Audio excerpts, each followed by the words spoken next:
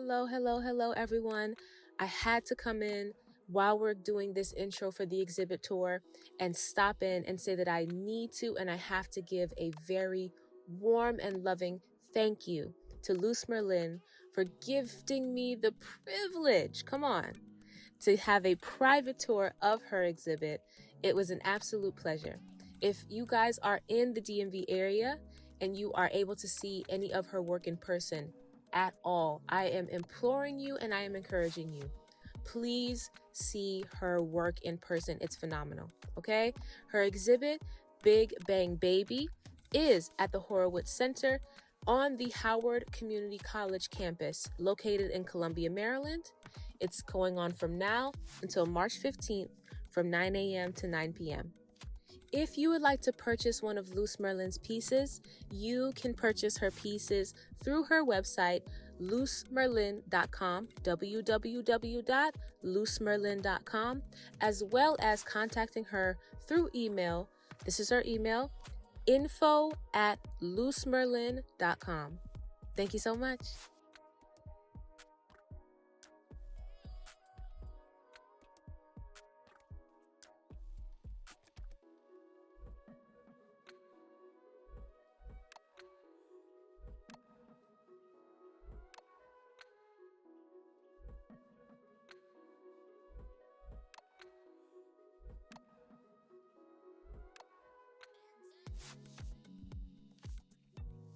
If you would like to book Anne and Catherine Media Productions for your next artistic venture or event, please reach out to us at ann.catherine.media@gmail.com.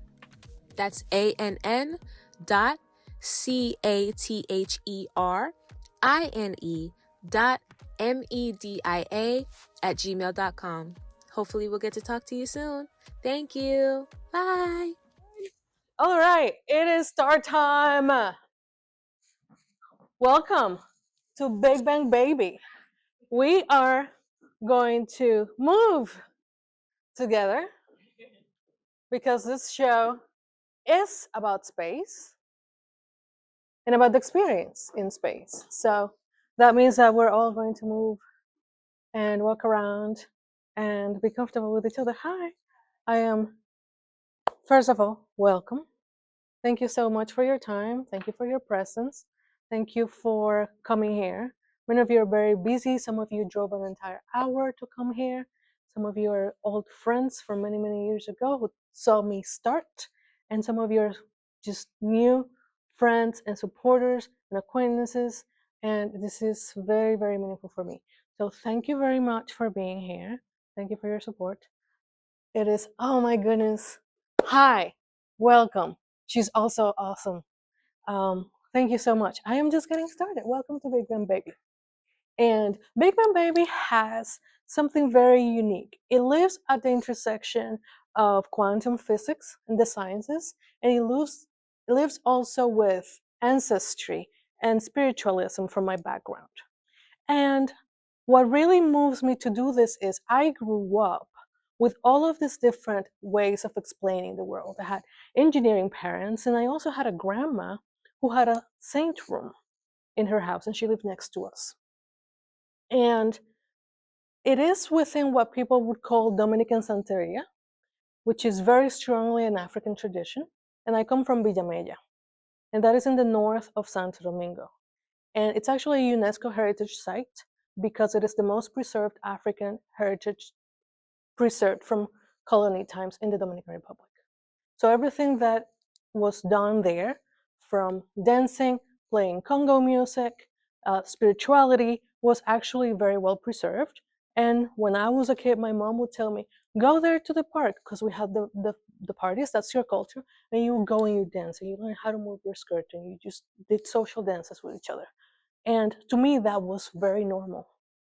After immigrating and looking back and realizing, oh, okay, so there's a different history here, and I fit differently.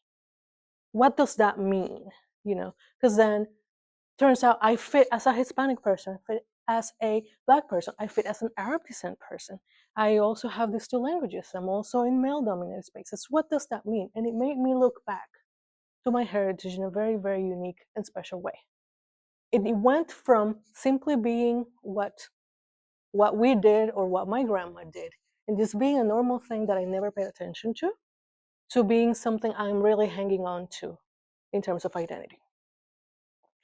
When you immigrate and you go to another place, and we've had this conversation, some of us here, you inevitably change. You're in another language.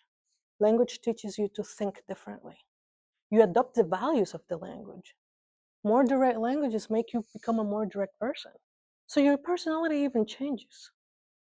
And if you make friends and you really want to connect with people, you learn what they do for fun. So suddenly I dance new things, I eat new things, I enjoy things that are not my background. That means that I am a different person. And then I get the panic. I'm like, oh my God, like, what am I doing? I really have to choose and make a conscious effort not to completely forget all the things that really made me. And going back to my grandma's stories and what she did and what she believed is my way of hanging on to my origin, my tradition, and not forgetting where, things really started for me. Now, there is something very interesting about this is both African heritage and Native heritage. The Native heritage to people were los Taínos. That's what Spanish conquistadors found in the island. Most of them were exterminated. However, they were peaceful, they were in connection with the land, and they actually made their way into African traditions. In our tradition of the 21 divisions, which are families of saints, there's actually one entire family that is for natives.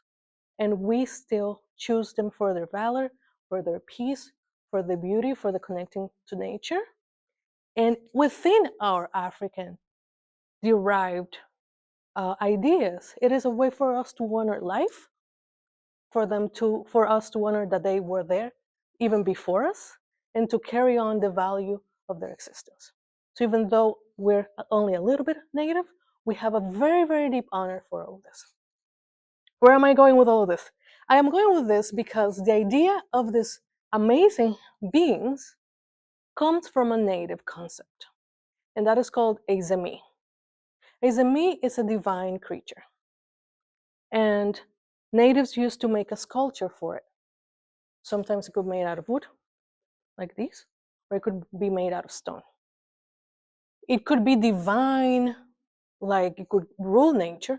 For example, it could create storms and wind and water. But you could also make your own if divinity manifested itself to you. So if you're walking around, the story goes, you're walking around, and then this tree, the roots of the tree begin to move. That means the spirit manifests to you. And you get the priest, who's el beique, and then they will go and they talk to divinity. What they used to do is do a collection of herbs and inhale them. Some of them, now we know that the seeds that some of these were using are very heavy on DMT. So they will go on a, very spiritual trip, talk to the gods, and say, what do you want? Who are you? Where do you belong? How do you want us to make a house for you? And when they speak and they come back with the instructions, then you make a zemi. And I really love the idea that anything divine that we feel, that we see, you can turn it into a divinity to go and take to your house. And it comes with instructions. Instructions on services, instructions on how to feed it and how to keep it happy. If you don't do that, things that are not happy may come to your life. So I thought to create a collection of zemis that are interacting with the world and are exploring their divinity and their relationship with creation. The funny thing is that they're all inspired by my own experience in space. So in some ways, they are self-portraits, but they're not 100% about me. They are about ideas that I wonder and I experience when I encounter the world. So this one, sometimes I feel like about the body in space, about how we exist and how we move. And if you have a hand, you think like, how does this hand exist here? Can this hand exist in space and go in a wormhole and go somewhere else, but it really makes you question, like, what is this to be in space even? I don't know if any of you have this, but there are days where I go up and then there's a mirror and I look at myself in the mirror. I'm like, okay, so this is me, and I look like this, and I, have this appearance, and I hope it's not just me, but I have many of these moments where I'm questioning, is this a simulation? So I've thought a lot about the body in space and where does matter come from, and finally, I am here to talk about the first piece. That was the introduction. Now, fun thing, there are some elements on each piece that actually connect to science. Some people see them right away, some people don't see them right away. I think it's very interesting that spirituality, folklore, and background gives us a way to explain the world from the perspective of how we experience it internally, mentally, emotionally, or what we see nature doing. It really is not this mathematical way of seeing the world. Science comes from the other way. All right.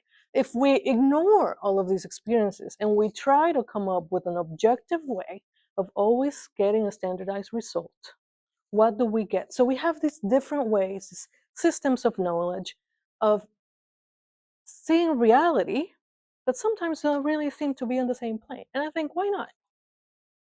If we're actually, they're not necessarily incompatible, they're using different experiences and tools to explain an experience. At the center here, for example, is what is called the Higgs boson. So I'm about to get on the sciencey side. So if you were to cut matter, this hand, into, please don't try it. If you were to cut matter into very, very, very, very small pieces, and you go past an atom, and you go past quarks, and you go very, very small, and you try to get to the smallest particle you can, you get to something that scientists initially called the God particle, because it was so precise, so elemental, it really seems to bring everything together, that they said, we have found the origin of it all. A little theatrical. But if you do a simulation of the energy and how it travels, how it moves, it looks like this. It has this polarity and it moves back and forth, and it has this erratic energy. And it has a lot of this kinetic energy into it. And even though matter looks very organized, the reality is all of it is extremely chaotic, erratic, random, and energetic. Nature is not organized, not even at the molecular level. And it is related to something called the Higgs field, this luminous thing, which is the field. You know how there's electrical energy, and there's this gravitational force, and then there's all these things that are fields. They connect everything. Well, there's something called the Higgs field that is actually connecting all of the matter together. And it turns out atoms come out of the Higgs field, and that's actually, from the scientific point of view, that's where matter comes from. So imagine all of these Higgs bosons coming together, eventually forming particles, eventually forming atoms, and eventually forming us. And this piece is really about that relationship of, all right, what if we are creating the fabric and the space of time? And what if these creatures are actually in and out of it, because they are, in essence, all of the divinity and the creation. And that is called the great cosmic hush, because she's hushing it into existence. Okay. Explanations get shorter as I go because the introduction always takes longer. And now I'm like, I should be getting questions. So my plan is to get questions at the end. Unless you really, really, really need something while we're here. If you want to point to something and ask, we can get it now. And then at the end, we'll do questions. And we'll do some interviews with Zakia about your impressions. Yeah, awesome. Right, let's go this way then. Hi, how are you? Scott, welcome. I am so excited. So Scott, this piece here, you're gonna be the star. I'm gonna be talking to you on this one. This particular piece, Consecration of Stardust, it's actually part of a set of three that are talking about the idea of consecration and baptism. To add to the mix, I actually went to Catholic Church. There's something really fun about being in African tradition in Catholic Church. Some of the saints with the altar were also Spanish oriented and European. So there's actually, a white saint division, a black division, and a native division. You have 21 of them. And every year on our traditional party, our patronal, people will be dressed in white, singing, playing drums, and you can feel that it's very spiritual. You go around town, right across from my house, then you enter church, and then you do a Catholic mass. And then after you finish your Catholic mass, you go outside to the park, and for 2 days you have celebrations with native food and African food, and then you dance. And then every day there's mass. So you go to mass every day, and then you go and do drum dancing. So I was ready for confirmation, and I had a question for my priest. And I said, if I sin and I really, really repent in my heart and I become the best person I can ever, and I don't sin ever again, but I never confess, will I go to heaven? And he said, no, you won't. Because as priests, we are trained and ordained to intercede between you and God. And we go back and we pray and we make sure God hears you. So you have to go through the process. And I was 14 and I was like, okay, this didn't quite work for me. I was surprised that part of a divine creation could not use its own commitment to itself and to goodness to really then take itself to heaven. I said, I don't know, but I feel like if I'm the best person, and I am in nature and divinity, I can do it, and I don't need you. I also later found out I had serious authority problems. That's probably why I'm an artist. And when I'm thinking about stardust and being part of the universe and being matter that we all share, and we're actually all the same matter, I thought about this. What if I am divinity? If I am a stardust and I can believe in myself and this divinity of creation, can I make that commitment? And do I need someone to celebrate that beauty? That's what this piece is about. Process interlude for some of you. These panels are all made in home. I make all the pieces from scratch.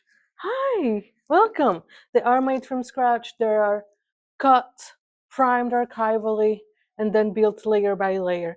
Over the years, I have done a lot of research about surface preparation, and what you see is that play of in and out and all the different textures comes from my surface treatments, very specifically designed to do this. That's another aspect where my engineering person comes in. I do a lot of material experimentation. No questions? Do you want to hear about my background? Sí, por favor. Okay, yeah, my professional background, I am a chemical engineer. In fact, what I wanted to study was physics. But in my country, if you study physics, really the mark is to teach. And I wanted to research. I wanted to, create things and come up with new ways of knowledge. I wanted to push the boundaries of what people are doing. I always think anyone in research is doing something impressive. It's pushing us forward. And I love that idea. And I thought, maybe that's not it. Maybe I should just go make money. So I became an engineer and I make money. And I went into manufacturing. And my specialization is large scale manufacturing. So one of my jobs, we did t-shirts similar to that black t-shirt right there. And then we did 6 dozen million t-shirts per week in different colors. And they come here for mass scale manufacturing. So if you see a football game and they all are print at that scale and they all have to be the same red because that's the red of the team and no other red, then making sure that happened as an engineer was part of my job. Then I went to cement manufacturing, which is mining. So I did process, then I did mechanical maintenance, Then I went to run a cement plant. So I was plant manager in Camden, New Jersey. And then we would make 500,000 cement tons every single year, which is massive. And people would go and do bridges, and they would do roads and airport runways and foundation to skyscrapers. And that was really amazing in that it really serves society to think that we're driving, we're living, and we're doing economy around the structures and the infrastructures. And then I quit because I felt that I also wanted to do something for the more human and internal sense of the world. So a lot of my diving into physics derives from not being able to be a physicist. So these have to deal with. I did get to be in the country Olympics and rank third place, if I can brag. It's my time. I get to brag. Questions. How am I doing timing wise? So that I can give everybody a mic. Pass it around. Yes. Right. It starts. This one's most of the concepts down. Um, this I was thinking of. You know, when you're doing the submerged baptism, there's something about it that many times feels violent. You know, let me bring you into divinity, into the beauty and the magic of the world. It's very dramatic. So I thought, I wonder if these divine creatures in their world, when they're enjoying divinity and when they are thinking about the amazing things of the universe, if they're really doing violent acts to each other, to themselves, and how do they baptize themselves in submerged water? And I like thinking of that binary state: unbaptized, baptized, going to hell, going to heaven. Um, you're in this plane, you're in the other plane. So it's more like this rapture onto another area after you are baptized. So I'm kind of playing with that, floating in divinity, being placid, enjoying yourself, but being kind of raptured onto the next binary state of the world.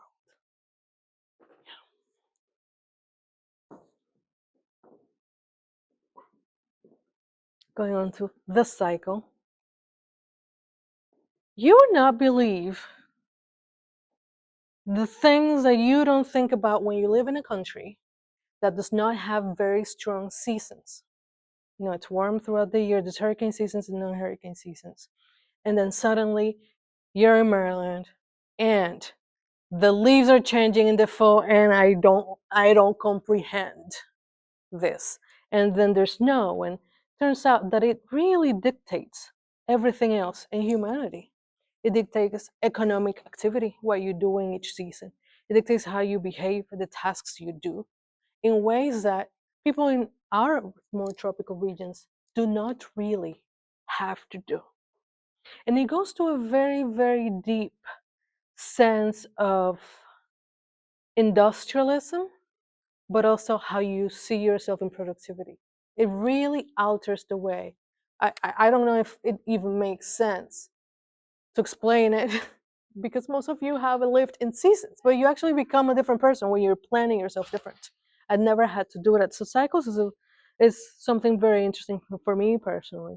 But the way this piece came about was very exciting because I stumbled upon the Benjamin Banneker House Museum and saw the cabin, and the first one was like, wait, you're telling me that he was in the woods studying the stars, doing eclipse projections on his own? This is fascinating. He would be my friend if he were alive right now. This guy is great.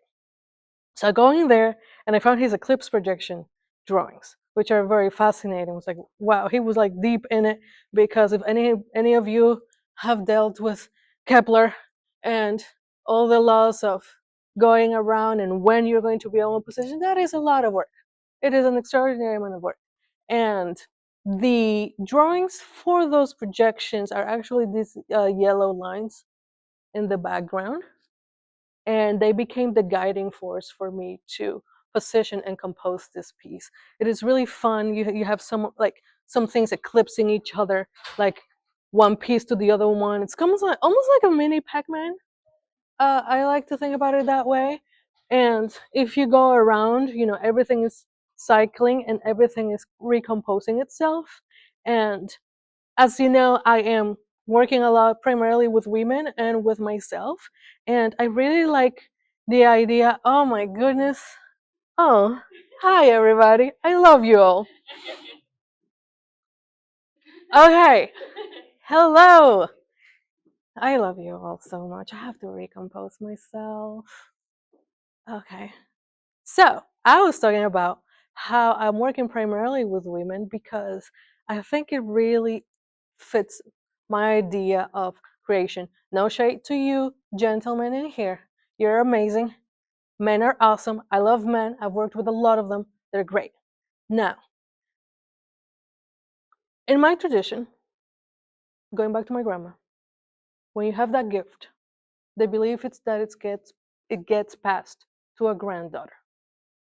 El misterio, the mystery, that thing that you carry with you, that is in your spirit, that connects to you. And these mysteries, they can come onto your body if you have that special designation, that special power. My grandma was one. She would do if you needed to ask a spirit, a saint, for a favor. You could come to her and she could try and contact and do services and do offerings every week. And they may listen because she's working with them actively because they're with her. She had a specific one. Now, that does not really get passed on to men. I am so sorry. It gets passed on to women and it skips a generation. So my mom didn't get it.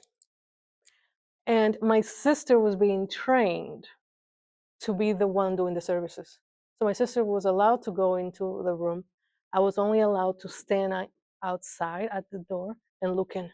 So I could look at the altar and they would change the color of the tablecloths, the color of the las velas, of the candles, thank you. All the images were there and all the saints have something they like. And my grandma's mystery was also a woman. It was Santa Marta la Dominadora, Saint Martha the Dominator. And her color was purple. So her favorite thing for you to give her was um, strong things. She was strong, she was in control. She helps you will things into power. I wonder if I inherited Santa Marta too. And she likes strong drinks, strong coffee. Don't do it weak. You have to keep her happy. Strong coffee, gin. She likes gin. She's my crew. And almost she drinks anything. Some people do wine with gin. Going back to all of this idea that because I'm working with women out of this tradition of divinity, the cycle is very special because even in divinity or in earth, we are in a special kind of cycle that is, a very beautiful, almost like clockwork in this productivity, in this creativity, in moving the world. So it relates to me personally as a woman in biological form and also in divine forms. Yeah.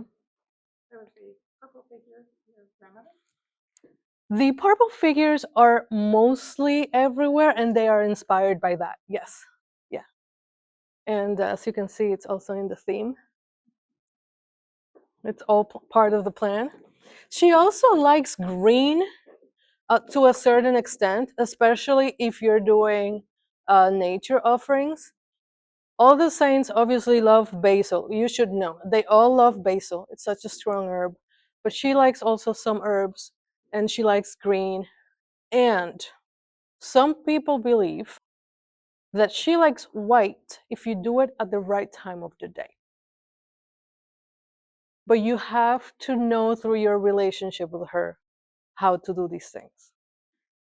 They are very special in that they are about the relationship with the self. So if you carry Santa Marta and you carry Santa Marta, it's almost like she's going to behave differently and she's going to do different things depending on the relationship you have.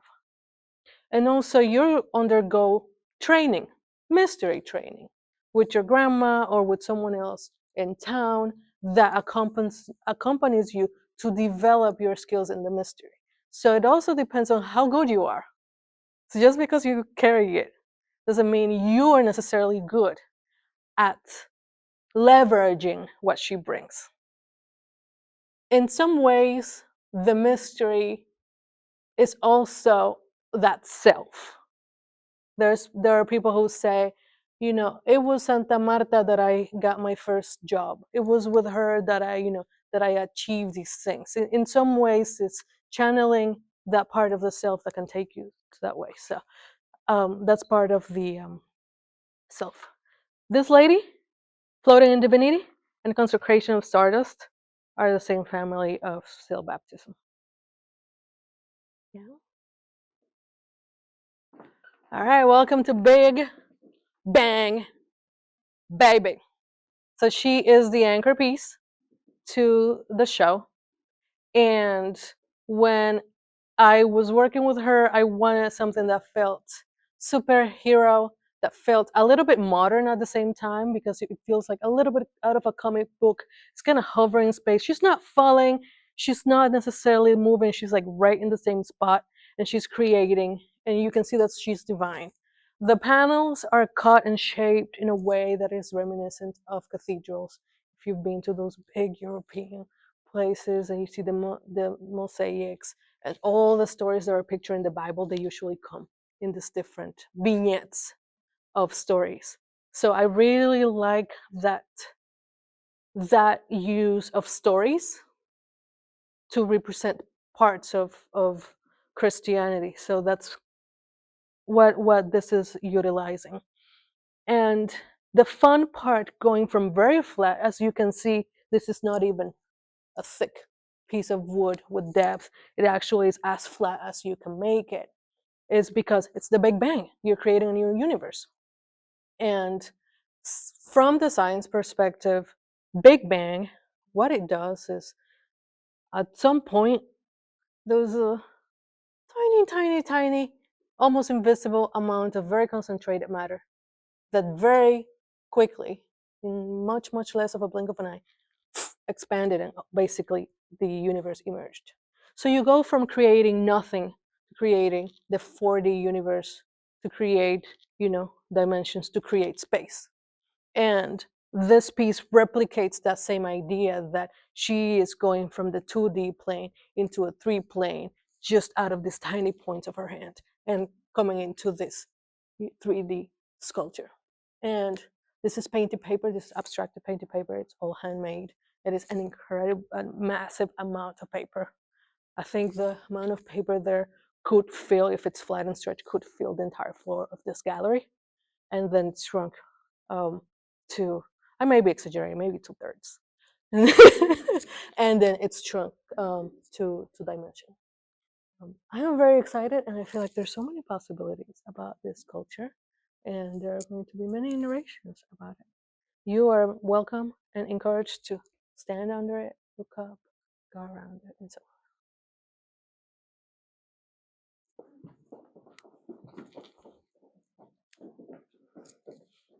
Okay.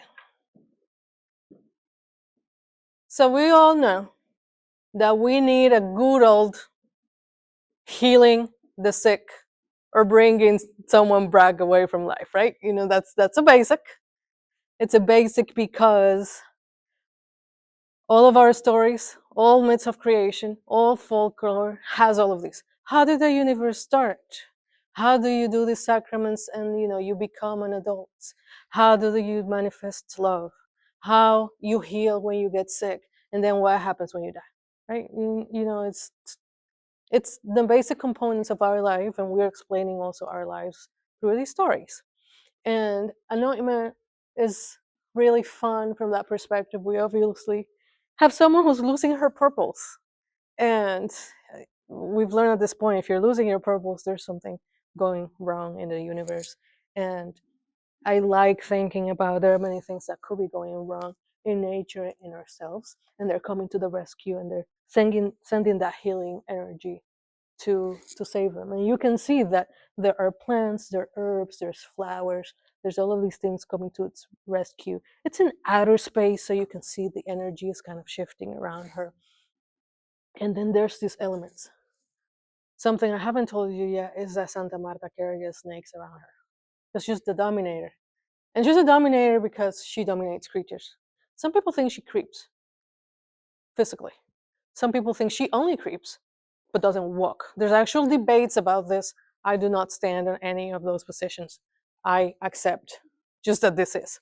Now, the cool thing about her being Santa Marta is the Spanish equivalent that we got syncretized into it is Santa Marta, the only saint woman dragon slayer from European tradition. So she's linked to a woman from southern France who was believed to slay a dragon. And that is really amazing. So I take both Santa Martas. I really love them. They're really cool. Then, if you remember what I was talking about, that native ritual, this is a Taino element from when they went and they inhaled the herbs. There's a description from the device in very old records of all the traditions that were found at the beginning, right at the beginning of the colony. There wasn't a name exactly written down for the name of the device. There was a description. So they described it as a piece of hollow wood that they would use, and they would then bifurcate it into two areas that then they would put into their nostrils, and then that's what they would inhale. And that was part of the ritual of healing. So, rituals of healing. Let's say I am the priest and I am called into town to try and heal Patricia. And the first thing I do is I take one of the pots that have that charred soot there, and I paint. I cover my face in soot in dark. I make myself, you know, into that mode. I go to see the sick person and I try to imitate them. I try to become Patricia. I eat what she ate. I move my face the way Patricia is so that I can understand this. Then I do the cohoba ritual. Cohoba is actually the name of the ritual with the spices. And then I go and I talk to the divinity and they tell me how they have to be treated. And I come back. And after I come back from there, then I tell Patricia what to do. If she needs to do movement, go somewhere, I may pull her feet. And I may say, you have to go into the forest, you have to go into the wood. And that's something I may do. I may walk around you a couple times, as many times as I need. I may dictate the diet that you have to follow afterwards. And then after that, then that's what the Beike will do to heal them. And hopefully the person would heal, because if the person didn't heal, the family would be very angry. And they would say, this priest cheated and did something wrong to us, and they may burn you. So, yeah, hopefully I am right. There's an entire set of things that could happen if they, if we just burn them and snakes just emerge out of the ground in all sorts of colors and they wrap you all your joints, because of course we disjointed you, and however you're a priest. So the good thing about this tradition is after this happens and then you're there a few days, the priest comes back because he went to the other side and talked to them and they came back. So it's actually pretty nice. It's literature. And I really love about the Christian side of my family, my upbringing. My great grandfather is Lebanese, and if you don't know this, there's a lot of Arab descent people in Latin America. When the Ottoman Empire fell at the end of the, in the 1800s, late 1800s into 1900s, there was Christian persecution. So Syrian Lebanese people fled and escaped all throughout. And a lot of them landed in Latin America. My great grandfather was one of them. So, but he was a Christian. So that part of the family really carried. It was very interesting. That side of the family carried very, very, very strong Christian, straightforward family. The other side of my family, it's a complete story. I have all of it in me, and there is something about the healing when you see it in Christian tradition. There's a lot of white, there's a lot of touching. We've developed into gloves, almost like having that distance healing, that sanity, that miracle. You know, like miracles are not really very contacted, they're very ethereal. So I thought, I need someone with that barrier in between the sick person and the divine creatures. Last but not least, the big rip.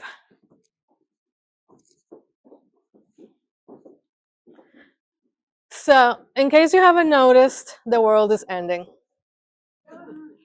Yeah, I have news for you. Things are not going well, I don't think. This is a surprise. But we all have stories of how the world ends, and especially this one's called the Big Rip because scientifically there's ideas. Okay, so the world, space time is expanding. What's going to happen at the end? How does it get destroyed?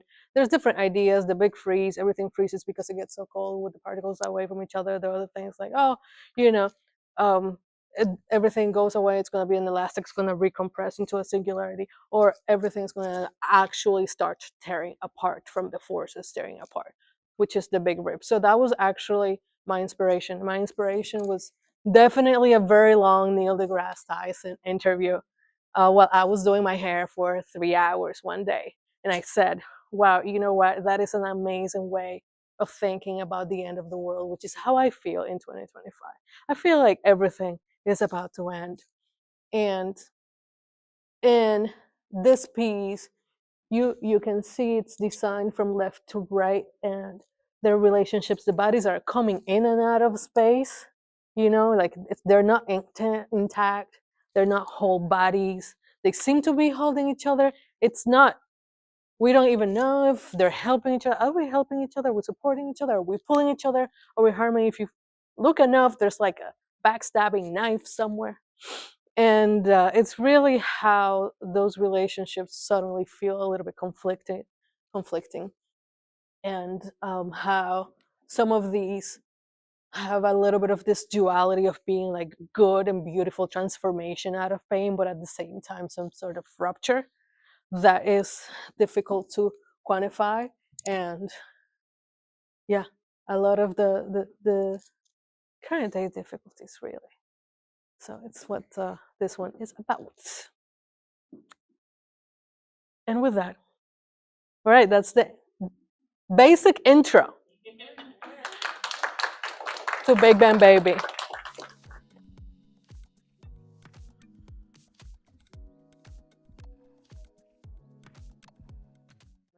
Which you kind of are. And that was a joke that didn't land. And I know how to make a comeback.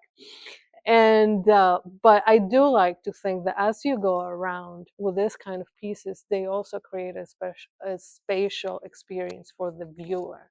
So you become immersed in part of that concept of the body in space as you see the work in the exhibit. So um, I felt like I really needed to go at that scale to do that. Awesome. Yeah. Does anybody have any questions? All right, my question is, in the very beginning, you were talking about these are portrayals of Zemi or Zemi-like figures. Mhm. You also said that there's special care when you bring one of those into your home. So Mhm. if you bring your pieces into the home, is there special care? And as the gallery director, I haven't been giving them any special care. Am I missing out? Thank you. I thank you for all of this. I think you've taken very good care from transportation to here. So thank you for all of your help and your work, Bill. First of all, that's that. Um, I have actually been thinking about this. I figured you have. had. Today, as I was getting ready to go, I certainly wondered. I don't have an answer for this, but I'll tell you what I'm thinking.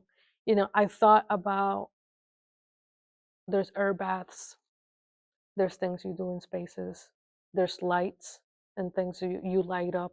There are recipes, for spaces. And I thought and I wondered, should I be preparing my space in a different way? Yeah. And what is the correct way to do it? Beyond storage, of course, I have a climate control. My entire house is under, moisture control. I have automatic control. I have all of that, but also I felt personally that my space needs to reflect that. So I am going through some recipes. Yeah, thank you very much. Thank you. That's such a sweet question too. There's so many things that have been running through my head as I've wandered through the gallery and looked at the work and heard you speak. And I among other things, I think of Chagall, and floating figures over Minsk, and I think of Hieronymus Bosch. Those two don't necessarily, work together, but those are the kind of images and energy I see generated in the forms. I think of the unbearable lightness of being. I think of the agony and the ecstasy. I think it's so provocative in so many ways that it really makes you want to stay and be able to experience each one. It'd be nice to be in the room by yourself, and go and take your time and go from piece to piece and see what emerges. I think it's a great show. Congratulations. Thank you so much. I love all of the references you made. They're fantastic. And I love the conversations. I typically do not necessarily accept or reject what people, what the connections. It only makes me happy that people are seeing conversations between our works. And Aside from the snake, which Mhm. has very various interpretations. Yes, You know, yeah, scientific. It's a lot. it is a lot. And Yeah.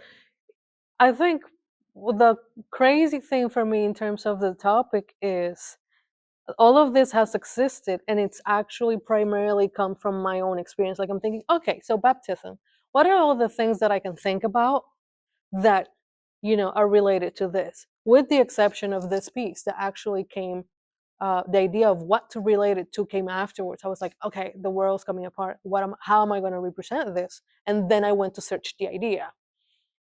With that exception, everything else, I'm going back into my own background and my family, and it really talks about the universality of human experience, that I can just focus on what I learned from my grandma and focus about some of these things, and suddenly I am in the same conversation as many other people behind me. And it's beautiful, it's humbling, but it's also very encouraging. It just feels like, okay, I'm in the right space of conversations. Yeah. That's how you're.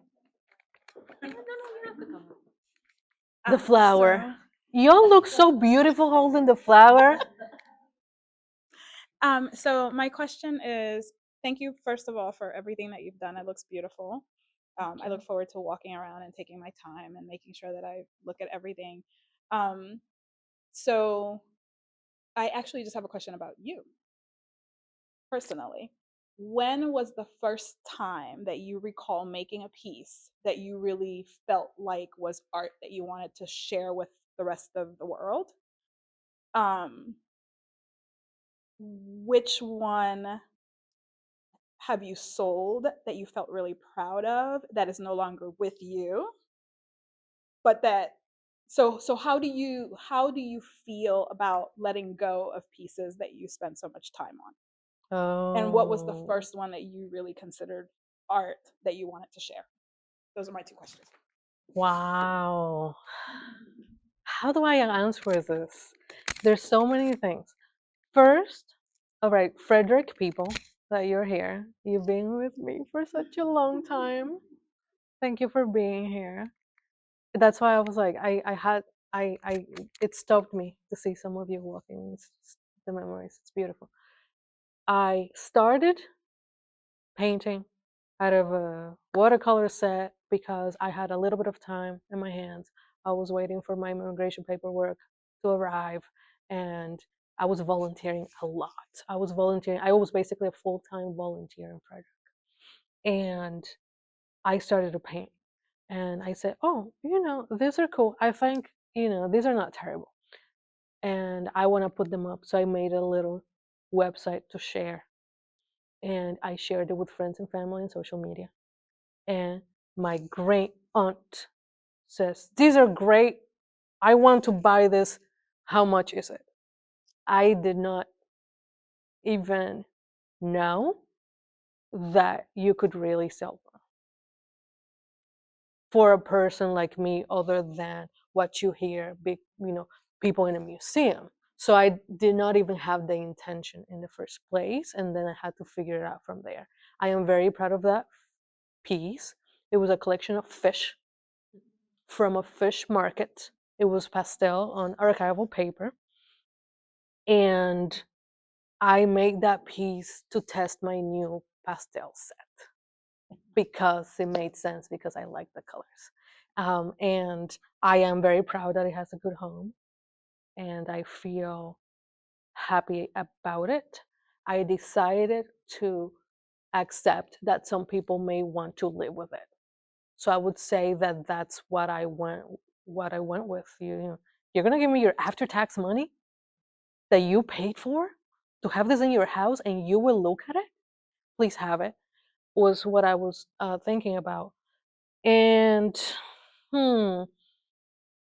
I think I once felt painful about something I sold, and I no longer remember which piece it was.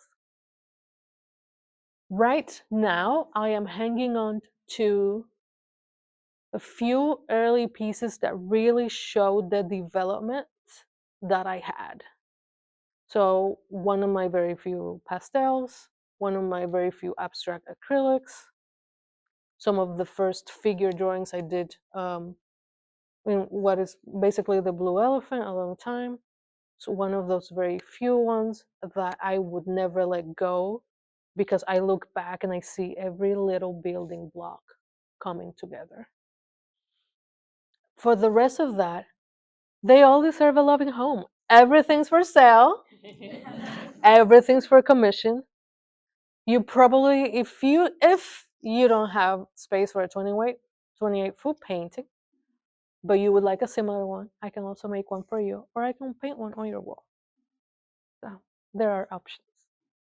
I also have a catalog of work from previous series of work that are collectible size in a binder in the front. Thank you for the question. Did I answer it? Okay. Okay. Okay. I want to know the relationship. Is this the beginning and this is the end? Yeah. Yeah. The beginning and the end. Yeah. Yeah. I can tell that. Yeah. I am so glad. If you can tell that it is, I have done my job. Thank you very much. The little flower. This is so cute. Thank you also for having us. Yes, the Frederick people. And we met Frederick Salsa. Yes, Salsa dancing. So, yes, one of the things that I loved about you was that you used to paint dancing. Are you still doing that? Do you still paint with your feet? Because I used to love watching you painting while you were dancing. Do you still do that? Thank you for the question. I love the historical perspective also. Thank you, Zakia. I love the historical perspective because for those of you who haven't seen it, I have an entire separate performatic practice. And that is actually related to this, because I did have that awakening. I was like, oh, I am different. I walk into a room, people are asking me questions, and I'm in this body and I'm feeling like I'm suddenly just feeling different in this body. One of the first things that kept me like grounded and related to the family was going to Frederick Salsa. Every once I'm like, I don't know what's happening. This is so much change. New country, culture, language, got married to immigrate. I had done long distance. So it's like in some ways, like the whole thing, everything is new. And that was such a great way for me to just stay grounded to, my family dancing, which there's a lot of dancing that we did. So I felt so pressured with the questions around ideas because, of course, it was October 2016 when I immigrated. At the heat, right a month before election, immigration is a big topic. Everybody was asking me, what do you think? What do you feel? And I'm like, I have no idea. I don't know what box to check. I don't know why I'm supposed to represent every woman of all these things. Suddenly, I owe you all a strong opinion and I owe you a side. And that's when I realized how strong my presence was. I'm like, oh, the room is shifting when I walk in, and I can feel it and I can see it in people's faces. So when I started doing the performance practice, I was going to public spaces to dance because that's where I was relating, and then I was leaving a trace of that performance. So for me, what that was capturing on a painted form the movement of my body and do it in a public space for me to assert myself onto other people and to claim that space rather than be receiving the questions and the looks. Well, I'm going to go and stand in front of your face and you're not going to be able to handle it because what are you going to do about a woman dancing in public spaces? So I did that in like, I don't know, 6 countries, 10 cities, and that was a series of work. And the way that that has moved is into this series that all of these are still part of my body. So instead of doing like a dancing whole performance, I am still embodying that idea.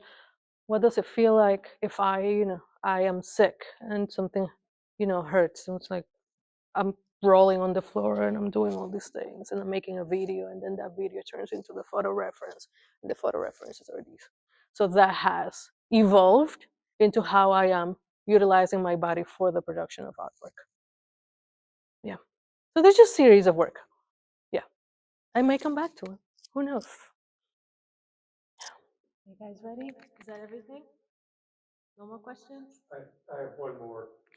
And you probably addressed this, the color in the faces, everywhere. Everywhere. The same, and then they're the same order. What is that about?